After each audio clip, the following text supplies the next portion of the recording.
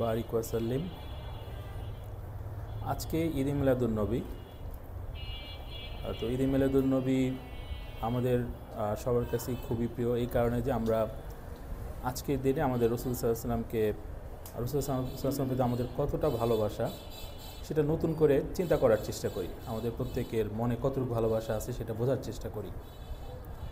তার মানে এই না যে শুধু এই একদিনই ভালোবাসা থাকবে, কিন্তু এটা আমাদের অনেকটা এরকম ব্যাপার যে এক বছর পর এই ব্যাপারটা আমাদের নতুন করে একটু খেয়াল করার চেষ্টা করি। তো এই চেষ্টা করতে যে আমরা অনেক সময় পড়াশোনা করি বা মানুষের সাথে আলোচনা করি। তো এই আলোচনা করার সময় আমার সামনে হঠাৎ একটা কোরআন শরীফের আয়াত আসলো, যেটা নিয়ে আমি দেখলাম যে আমরা আসলে রাসূল সাল্লাল্লাহু আলাইহি ওয়াসাল্লামের প্রতি কীভাবে ভালোবাসা রাখবো সেই সম্বন্ধে সেখানে একটা নির্দেশ দেওয়া আছে। তো আমি সেই আয়াতটার সম্বন্ধে আমার যেটা উপলব্ধি সেটা নিয়ে কথা বলবো। তো এটা আসলে ওই আয়াতের কোনো ব্যাখ্যা করব তাও না, তাফসীর করব তাও না, শুধুমাত্র সেই আয়াতের নির্দেশ অনুযায়ী রাসূল সাল্লাল্লাহু আলাইহি ওয়াসাল্লামের প্রতি ভালোবাসাটা আমি কীভাবে বুঝি বা আমাদের তরিকার যে আমাদের কার্যক্রম সেখান থেকে আমরা কিভাবে সেটা চিন্তা করি, তো সেই ব্যাপারে আমার উপলব্ধি নিয়ে আমি কথা বলবো।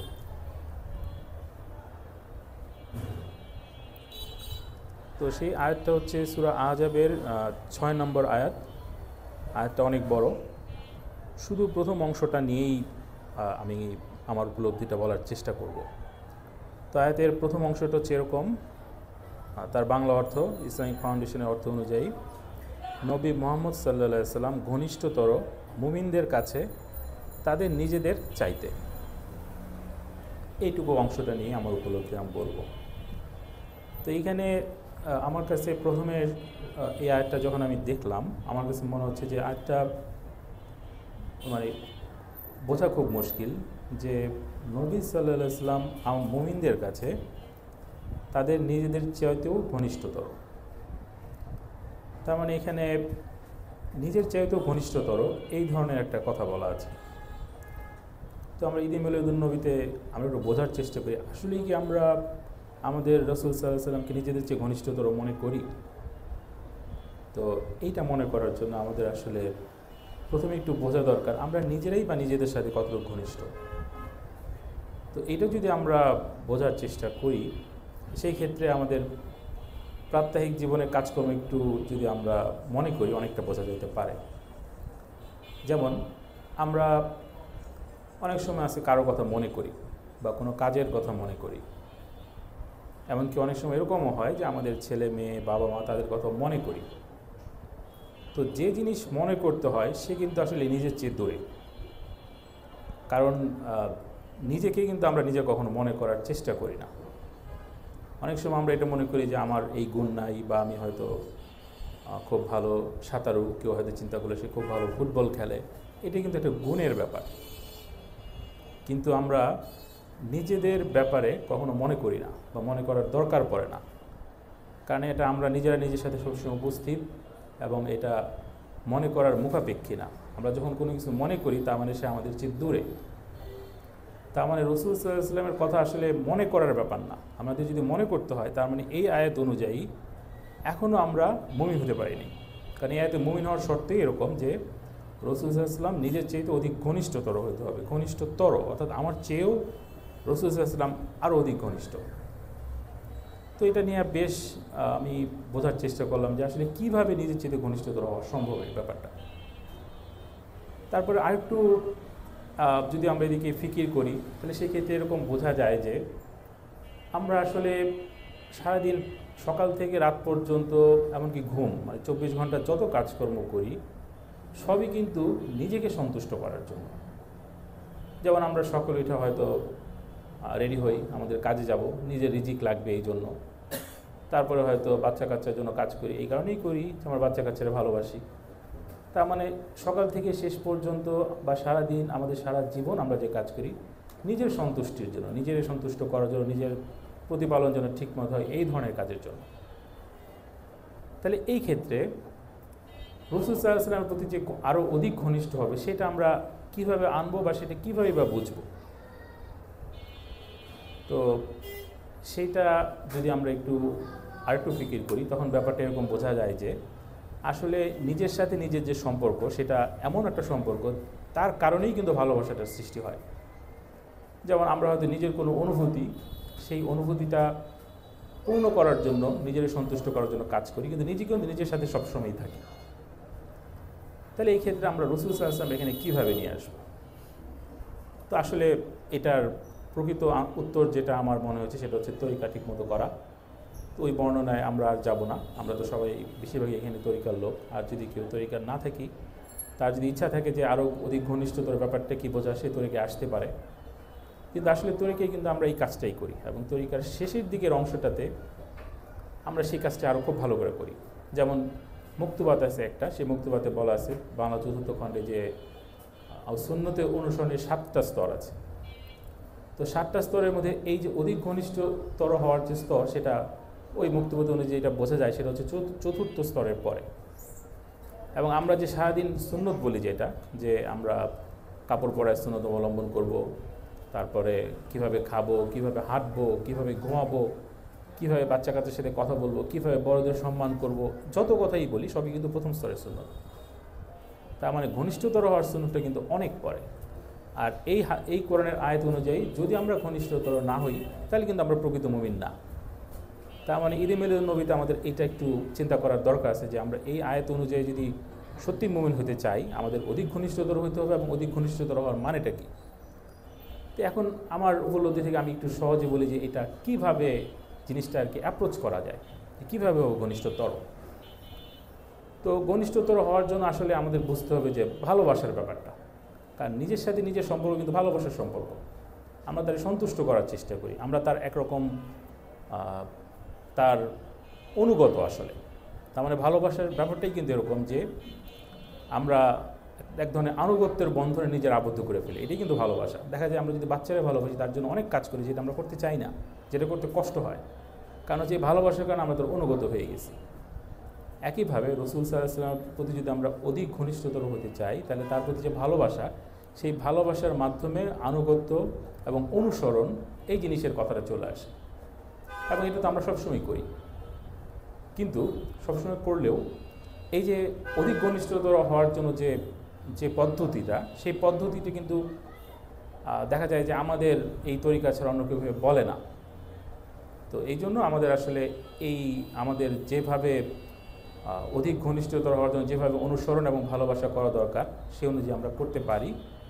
আর এই ব্যাপারে ধরলাম তরিকার বাইরেও যদি একটু কথা বলি, যে ধরলাম আমাদের বাচ্চা কাচ্চা, এখন আমাদের বাচ্চা কাচ্চা হচ্ছে নেক্সট জেনারেশন। তারা যদি ঠিকমতো রাসূল সাল্লাল্লাহু আলাইহি ওয়াসাল্লামের ভালোবাসায় তাদের মন আকৃষ্ট না হয়, সেই ক্ষেত্রে কিন্তু আসলে রাসূল সাল্লাল্লাহু আলাইহি ওয়াসাল্লামের সুন্নত বা ইসলাম এগুলা সমাজে থাকাটা খুব মুশকিল হয়ে যাবে। তো এই ব্যাপারে তো অনেক আমরা সবাই জানি যে কী করতে হবে। আমরা সবাই জানি, আসলে জিনিসটা হয়তো সচেতনভাবে খেয়াল করি না। এটা কিন্তু আসলে অনেকটা শেখানোর ব্যাপার। তো শেখানোর ব্যাপারটা মানে কি? শেখানোর ব্যাপার একটা হচ্ছে আলোচনা, জানানো। কারণ যে জিনিস আমরা জানি না, সেটা আমরা কীভাবে পছন্দ করব, সেটা আমরা কীভাবে ভালোবাসবো? ভালোবাসার প্রথম শর্ত হচ্ছে জানতে হবে আগে। সুতরাং সুন্নতের ব্যাপারটা যে খুবই সুন্দর, সত্য কথা বলা যে খুবই ভালো, একটা কথা দিয়ে কথা রাখা যে খুবই ভালো, রাসূল সাল্লাল্লাহু আলাইহি ওয়াসাল্লামের জীবনের যে উনি যেভাবে জীবন চালাতেন সেটা যে খুবই ভালো, সেটা তো বাচ্চা কাচ্চাদের বলতে হবে। এবং সেটা কীভাবে ভালো, তার মনে একটা আগ্রহ সৃষ্টি করতে হবে। এবং আমাদের কাজ কিন্তু আগ্রহ সৃষ্টি করা পর্যন্তই, কারণ প্রত্যেকের মনে কিন্তু আল্লাহ এবং আল্লাহ রাসূলের প্রতি ভালোবাসা, এটা কিন্তু কারো সৃষ্টি করতে হয় না, জন্মগতভাবে সবার মনেই থাকে। শুধুমাত্র ওই সংবাদ পৌঁছায় দেওয়া, এটাই হচ্ছে কাজ। তার মানে আমরা যদি ঘনিষ্ঠতর হতে চাই, তাহলে দেখা যাবে যে আসলে আমরা আমাদের সব কাজ আমাদের নিজেদের যে ইচ্ছা, নিজেদের যে সন্তুষ্টি, সেটার অনুযায়ী করার চেয়ে রাসূল সাল্লাল্লাহু আলাইহি ওয়াসাল্লাম যেভাবে করতেন সেটা করতে বেশি কমফোর্টেবল হব। এটাই হচ্ছে বেসিক্যালি অধিকতর ঘনিষ্ঠতর। কারণ যেমন আমরা সবাই খাওয়ার সময় সামনে খাবার আসলে যার ক্ষুধা লাগে সে খুব দ্রুত খাওয়ার চেষ্টা করে। কিন্তু যদি আমরা রাসূল সাল্লাল্লাহু আলাইহি ওয়াসাল্লামের প্রতি অধিক ঘনিষ্ঠতর হই, তখন দেখা যাবে যে আমার যে ক্ষুধা, সেটার চেয়ে বেশি গুরুত্ব থাকবে যে আমি এই কাজে রাসূল সাল্লাল্লাহু আলাইহি ওয়াসাল্লাম অনুসরণ করছি কিনা। তখন দেখা যাবে যে আসলে যে রাসূল সাল্লাল্লাহু আলাইহি ওয়াসাল্লামের অনুসরণটাই আমার কাছে আমার ক্ষুধার চেয়ে, আমার দরকারের চেয়ে বেশি গুরুত্বপূর্ণ হয়ে যাচ্ছে। তো এটা একটা চিহ্ন আমার মনে হয়, যেটা রাসূল সাল্লাল্লাহু আলাইহি ওয়াসাল্লামের প্রতি অধিক ঘনিষ্ঠতর হওয়ার চিহ্ন। আর যে মানসিক ব্যাপার, যে আসলে আমি ঘনিষ্ঠ কিনা, সেটা যদি আমরা খোঁজ নেওয়ার চেষ্টা করি, তাহলে সেক্ষেত্রে আমাদের পদ্ধতিটা বুঝতে হবে যে ঘনিষ্ঠ মানে কি, কীভাবে হয়। সেটার জন্য আসলে আমার জ্ঞান অনুযায়ী তরিকা ছাড়া তেমন কোনো উপায় আমি দেখি না। হয়তো দু একজন থাকতে পারে যাদের আল্লাহ পাক এমনি এমনি দান করতে পারেন, যারা কুদরতের অন্তর্ভুক্ত, কিন্তু সাধারণভাবে যদি আমরা হতে চাই সেক্ষেত্রে এটা ছাড়া আর কোনো উপায় আমি দেখি না আর কি। আর আর আরেকটা যেটা ব্যাপার, সেটা হচ্ছে যে আমরা চিহ্নগুলো বুঝতে পারি। যেমন একটা বললাম যে আমাদের সব কাজে যেটা আমাদের মন যেটাতে সন্তুষ্ট হবে, সেটার চেয়ে যদি আমরা রাসূল সাল্লাল্লাহু আলাইহি ওয়াসাল্লাম কী করতেন সেটা করে অধিক সন্তুষ্ট হতে পারি। এবং এই ব্যাপারে আমরা অনেক উদাহরণও জানি। যেমন ওমর রাদিয়াল্লাহু আনহু একবার হযরত আব্বাস রাদিয়াল্লাহু আনহুর সামনে যে বললেন যে আমার পিতা খাত্তাব অপেক্ষা আপনারা যে ইমান এনেছেন এটা আমার কাছে বেশি প্রিয়, কারণ রাসূল সাল্লাল্লাহু আলাইহি ওয়াসাল্লামের এতে চক্ষুর শীতলতা। তার মানে দেখা যাচ্ছে যে ওনারা কিন্তু নিজের যেটা ভাল লাগতেছে তার চেয়ে বেশি সন্তুষ্ট হচ্ছেন রাসূল সাল্লাল্লাহু আলাইহি ওয়াসাল্লাম যেটা পছন্দ করবেন সেটা মানে হইতে দেখে। তারপর যেমন আবু বকর রাদিয়াল্লাহু আনহু বলতেন যে আমার পিতা ইসলাম কবুল করবে, তার চেয়ে অনেক বেশি আমি সন্তুষ্ট হতাম যদি আবু তালিব ইসলাম গ্রহণ করতেন। তো এই ক্ষেত্রেও দেখা যাচ্ছে যে ওনারা সবাই কিন্তু নিজের চেয়ে রাসূল সাল্লাল্লাহু আলাইহি ওয়াসাল্লামের প্রতি যে ভালোবাসা সেটার চিহ্নটা বেশি প্রকাশ পাচ্ছে। ভিতরে তো আছে, যেটা আমরা দেখতে পাচ্ছি না, চিহ্নটা তো আমরা দেখতে পাচ্ছি। আবার এটাও আমরা জানি যে কোনো একজন মা ছিলেন যার 3 জন ছেলে কোনো একটা জিহাদে শহীদ হয়েছিলেন, এবং তিনি কিন্তু মানে পাগলের মতো দৌড়াচ্ছিলেন, এবং দেখা গেল যে তিনি আসলে জানতে চাচ্ছেন রাসূল সাল্লাল্লাহু আলাইহি ওয়াসাল্লাম ঠিক আছেন কিনা। ওনার ছেলেরা যে 3 জন শহীদ, এটাতে ওনার তেমন কোনো আফসোস নাই, রাসূল সাল্লাল্লাহু আলাইহি ওয়াসাল্লাম ঠিক আছে এটাতেই উনি সন্তুষ্ট। তার মানে উনি অবশ্যই অধিকতর ঘনিষ্ঠতর। এই জন্য যে মায়ের যে ছেলের প্রতি ভালোবাসা, তার চেয়ে রাসূল সাল্লাল্লাহু আলাইহি ওয়াসাল্লামের প্রতি ওনাদের ভালোবাসা বেশি ছিল। তো আমার কাছে মনে হয় এখনকার যুগে সমাজে আমরা রাসূল সাল্লাল্লাহু আলাইহি ওয়াসাল্লামের সুন্নত হয়তো আমরা অনেকে পালন করি, কিন্তু দেখা যায় আমরা আমাদের বাচ্চা কাচ্চা যে আকৃষ্ট হবে সেই ব্যাপারে যথেষ্ট গুরুত্ব দেই না, এবং এটা বাসায় গুরুত্ব দেওয়াটা খুবই গুরুত্বপূর্ণ। নইলে যেটা হবে যে আমরা বয়স হতে দেখবো যে আসলে বাংলাদেশের সুন্নত বা ইসলামের তেমন কোনো, বা আমাদের আশেপাশের সুন্নত বা ইসলামের তেমন কোনো প্রয়োগ দেখা যাচ্ছে না।